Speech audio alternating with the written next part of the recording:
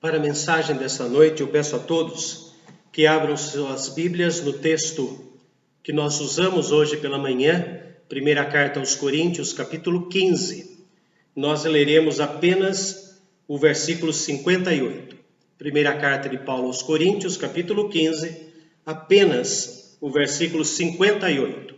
Durante esta liturgia, os irmãos já puderam notar que os irmãos presbíteros usaram os textos de Paulo aos Coríntios, aqui no capítulo 15. Na primeira leitura foi do versículo 1 até o versículo 22, a segunda leitura do versículo 22 até o 34, e eu farei o resumo do versículo 35 até o 57, e aí então estudaremos o 58, que encerra este capítulo de Paulo aos Coríntios, onde ele trata a respeito da ressurreição.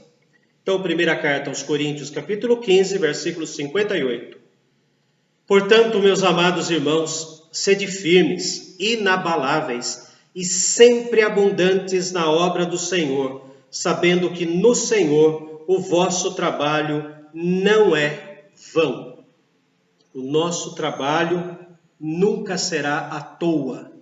As garantias de que o nosso trabalho não são em vão estão expressas no texto de Coríntios, primeira carta no capítulo 15, quando ele começa do versículo 1 ao 22, discutindo a respeito da ressurreição. Haviam pessoas na igreja lá em Corinto que não acreditavam que Jesus tinha morrido. Existiam pessoas ali que não acreditavam que ele tinha ressuscitado. Então, duas falsas crenças aconteciam naquela época. Não, ele não ressuscitou de forma alguma. E outros nem mesmo morreu. É por isso que a igreja aos Coríntios, ou a igreja na cidade de Corinto, recebeu duas cartas a mais das quais nós temos na Bíblia. A primeira carta escrita por Paulo é conhecida como carta severa. E como não foi inspirada pelo Espírito Santo, ela é uma carta perdida. Mas na nossa primeira carta aos Coríntios, que na verdade é a segunda carta que Paulo escreveu, ele disse: já em carta vos escrevi a respeito disso. Então Deus não inspirou a primeira carta. Paulo, vendo toda a depravação daquela igreja, daquele ajuntamento de santos que brigavam entre si por causa dos dons, que brigavam entre si porque uns não acreditavam que ele morreu, outros não acreditavam que ele ressuscitou, outros achavam que tinha um dom espiritual espetacular. Paulo escreve a primeira carta dizendo: uns dizem eu sou de Paulo, outros dizem eu sou de Apolo, eu sou de Cefas, eu sou de Jesus, como se o corpo de Cristo fosse rasgado, o corpo de Cristo estivesse esfacelado. Paulo então escreve esta carta e coloca em ordem as coisas. No capítulo 5 existe um texto terrível quando mostra o pecado imoral da igreja de permitir que o moço que adulterava com a madrasta continuasse ali e ninguém falava nada para ele. E os dons espirituais? Eles tinham os dons, mas faziam vistas grossas para quê? Então Paulo é um pouco firme, austero ao escrever a primeira carta. Depois ele escreve uma terceira carta também, mas não inspirada por Deus, e a quarta carta, que nós chamamos de segunda carta de Paulo. Então, esta igreja recebeu 4 cartas, sendo apenas 2 delas inspiradas por Deus, de tantos trabalhos e tantos problemas que eles trouxeram para o apóstolo Paulo. Mas, como consequência desse assunto ressurreição, do versículo 1 ao versículo 22, coloca essa discussão: se ele não morreu, se ele não ressuscitou, é vã a nossa fé, é vã a nossa pregação, estamos fazendo tudo errado. Depois ele fala no versículo 20, mas de fato Cristo ressuscitou dentre os mortos, sendo ele as primícias dos que dormem, visto que a morte veio por um homem, ou seja, Adão. Também por um homem, Jesus Cristo, veio a ressurreição dos mortos, porque assim como em Adão todos morrem, assim também todos serão vivificados em Cristo. Cristo é o segundo homem, conforme a escrita de Paulo, que nos dá a vida. E o fato extraordinário desse texto, quando Paulo fala que serão vivificados por Cristo, nós lembramos do texto de Isaías 57, quando ele fala que Deus habita no alto e santo lugar. E Deus fala, sim, eu habito no alto santo lugar, mas também habito no coração contrito e abatido de espírito para vivificar. O apóstolo Paulo quase que toma as mesmas palavras de Isaías no capítulo 57, colocando que em Adão todos morrem. O nosso corpo vai morrer. Nós vamos ter o corpo acabado pela terra. O pó volta ao pó, mas o espírito volta a Deus que o deu. Depois o apóstolo vai falando a respeito de que nós morremos a cada dia. Dia após dia nós morremos, estamos nos desgastando. E quando chega no versículo 35 até o 49, ele vai falar da nossa ressurreição final. E ele usa um jogo de palavras interessante aqui, nos versículos 42 em diante, ele fala assim, pois assim, versículo 41, 40. Também há corpos celestiais e corpos terrestres. E sem dúvida, uma é a glória dos celestiais, ou seja, das estrelas, do universo que Deus fez. Uma é a glória dos planetas, das estrelas, e outra é a glória do que é terreno. Uma é a glória do sol, outra a glória da lua e outra das estrelas. E também entre estrelas e estrelas há diferentes glórias. Agora no 42 ele começa a falar de nós. Pois assim também é a ressurreição dos mortos. Semeia-se o corpo na corrupção. Semeia-se, nós nascemos aqui, fomos semeados para viver nessa terra. Nós somos terrenos.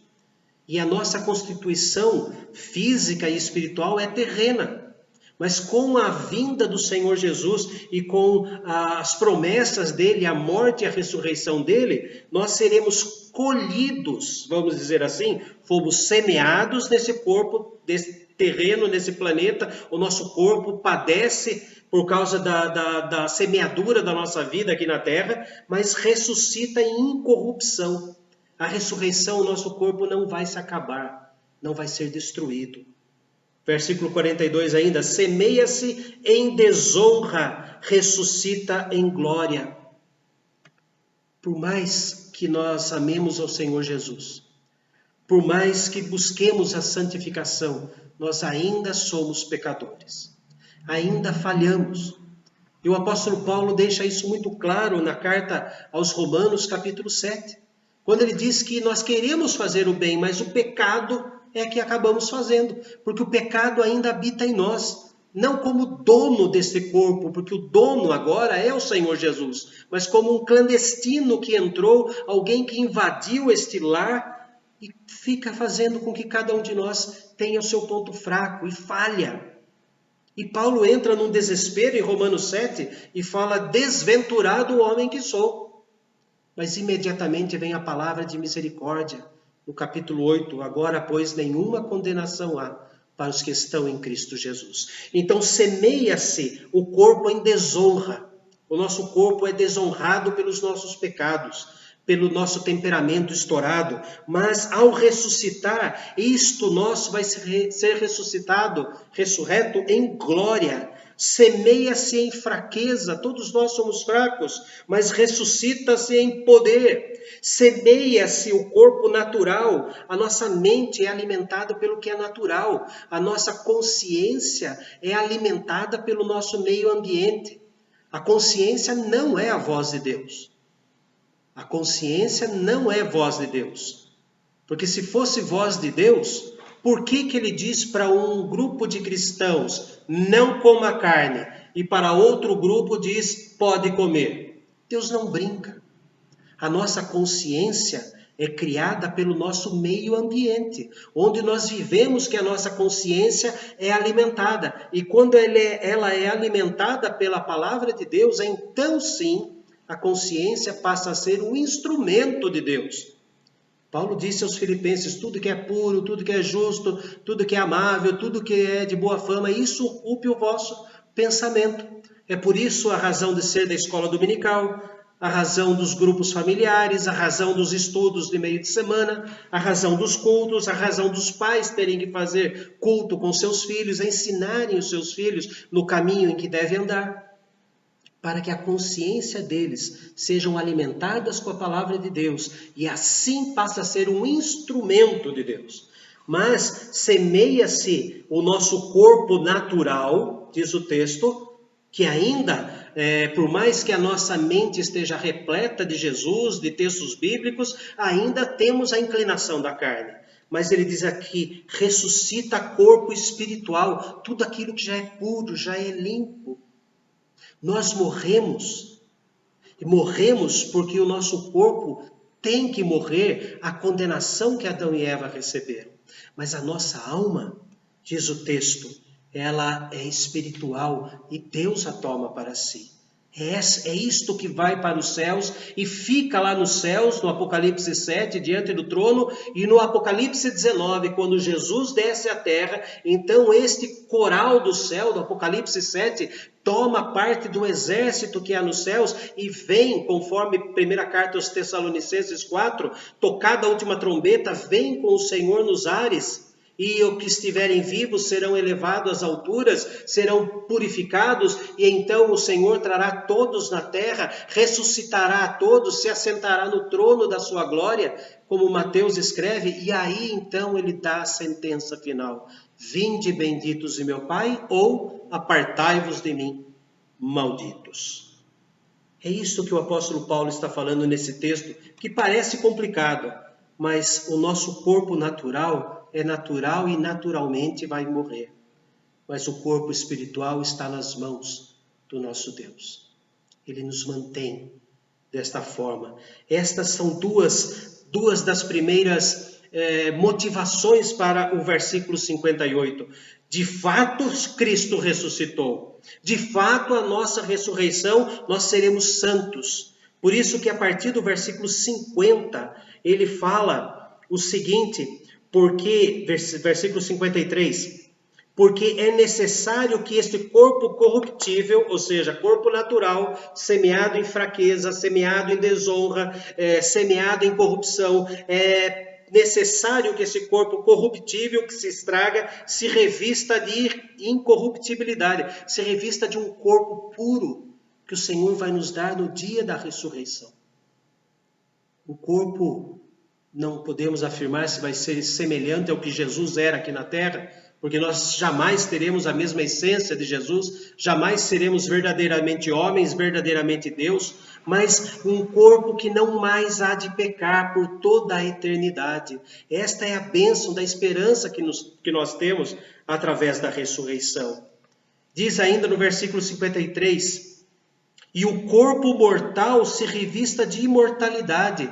O corpo que vai ressuscitar no último dia, garantido pela ressurreição de Jesus, esse não vai se estragar. Por isso que no céu não vai ter lágrimas, ranger de dentes, nem dor, nem noite, nem dia, nem fome, nem sede. Nosso corpo não vai se estragar na ressurreição final, garantida pela ressurreição de Jesus. Consequência da ressurreição de Jesus. Mas temos agora algo muito prático que a igreja tem que fazer.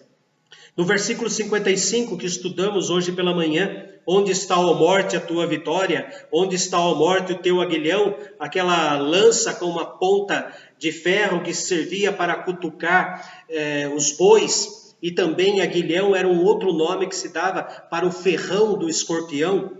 Onde está, ó morte, aquilo que nos leva, o ferro que nos cutuca? O aguilhão da morte é o pecado. Onde foi parar isso? Nós vimos pela manhã que na morte de Cristo a morte morreu. E na ressurreição do Senhor Jesus, tragada foi a morte pela vitória. Ele foi vitorioso e nós não seríamos vitoriosos. Por isso que Deus se fez homem e morreu por nós. Porque ele podia e tem poder para isso, de se auto-ressuscitar. Nós não. Ele resolveu o nosso problema. E agora ele diz para a igreja, munidos de todas estas bênçãos, de fato ele ressuscitou. Ele ressuscitou para nós ressuscitarmos. Nós vivemos aqui, infelizmente, ainda em pecados, mas seremos purificados na volta do Senhor Jesus. Que isso sirva de incentivo para o que Paulo diz no versículo 58. Portanto, como resultado de todas essas bênçãos que acabamos de ver, como resultado de todas essas garantias dadas na ressurreição de Jesus, diz, meus amados irmãos, sede firmes, firmeza doutrinária. Existem muitos crentes sérios, mas que não têm um pingo de firmeza doutrinária, porque não estuda a palavra. Estuda qualquer outra coisa, lê qualquer outra coisa durante a semana, mas a palavra de Deus não lê. Mas livros específicos que falam sobre doutrina não lê. Aliás, tem gente que diz assim, eu não gosto de doutrina, eu gosto da Bíblia. Eu não consigo entender qual é a diferença. Muitos já falaram para mim, em outras igrejas, teologia estraga. Se a palavra teologia quer dizer teoslogia, logia é estudo, teos Deus, e é o estudo de Deus, o estudo de Deus estraga.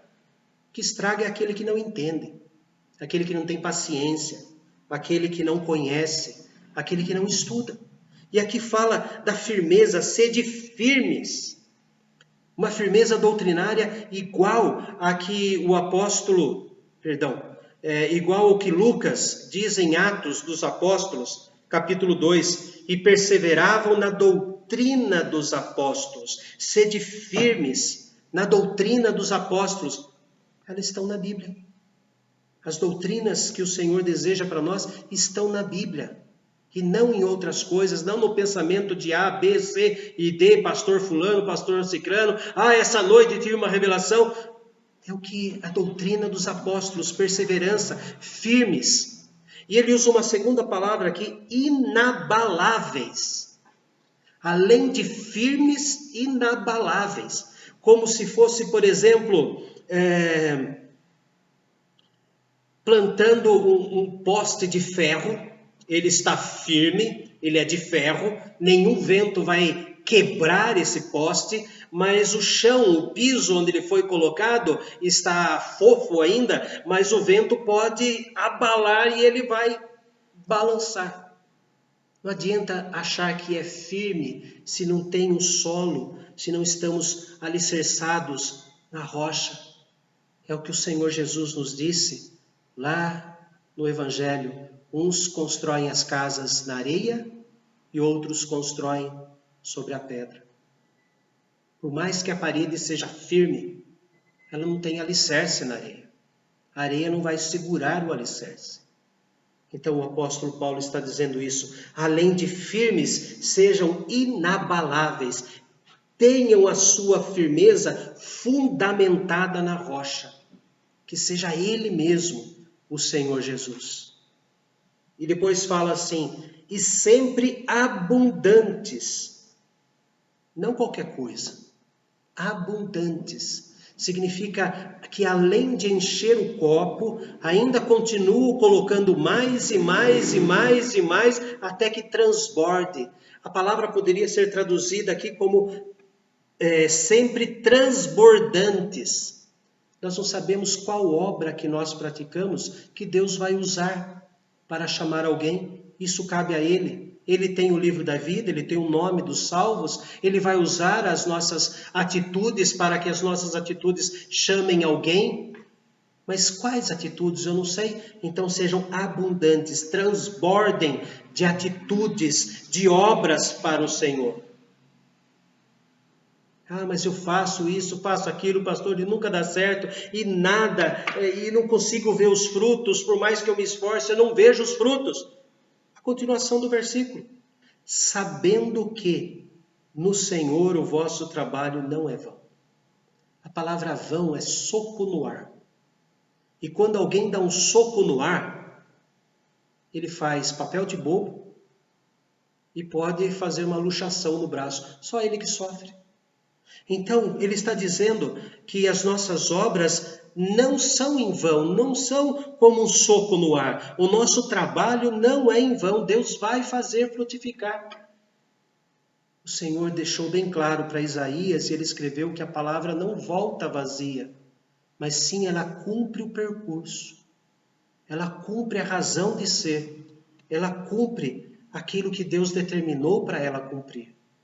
O que Deus exige de nós, como consequência da ressurreição de Cristo, e de sabermos que porque Ele ressuscitou a primícia dos que dormem, nós seremos o restante, e na nossa ressurreição nada contaminado entrará nos céus, e que é necessário que o nosso corpo morra. No versículo 53 é muito clássico, para nós sermos santos para sempre, nós temos que morrer.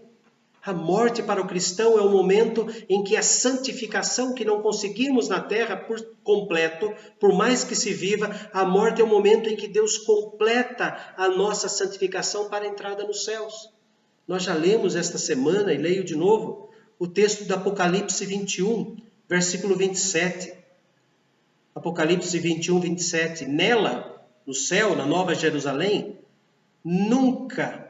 jamais penetrará coisa contaminada, nem o que pratica abominação e mentira, mas somente os escritos no livro da vida do Cordeiro. E se o Apocalipse fala que no momento da morte nós entramos no céu, é porque a morte para o cristão é quando Deus completa a santificação que nós humanos não conseguimos ter na terra. Ninguém é santo 100%, mas a morte traz para nós o deixar o corpo, traz para nós o complemento da santificação, porque Jesus nos coloca no céu imediatamente. Hoje estarás comigo no paraíso. Mais pecados que aquele homem tinha, Jesus implantou no coração dele a certeza absoluta: você vai entrar no paraíso junto comigo, hoje estarás comigo. Jesus estava dizendo a ele que a mesma santidade de Jesus iria ser dada para aquele malfeitor entrar no paraíso junto com Jesus. Se não for assim, nós vamos ter que acreditar como os adventistas, que existe um estado intermediário, onde os homens ficam no estado de dormência, inconscientes, ou como os católicos que falam do purgatório, mas a palavra de Deus não fala de purgatório, e a palavra de Deus não fala de estado inconsciente da alma. O capítulo 7 do Apocalipse diz que aquela multidão diante do trono estava louvando a Deus, com palmas nas mãos. Existe no céu um grande culto.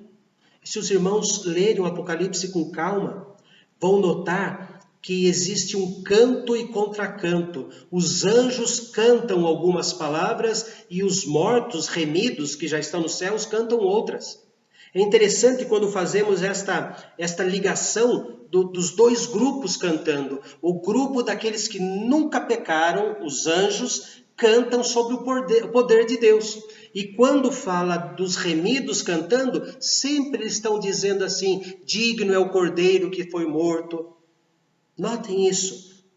Os que já morreram e estão nos céus sempre falam da salvação. Eles louvam por causa da salvação. E os anjos completam. E o louvor, e a honra, e a glória, e o domínio pelos séculos dos séculos. Então não é um estado dormente da alma.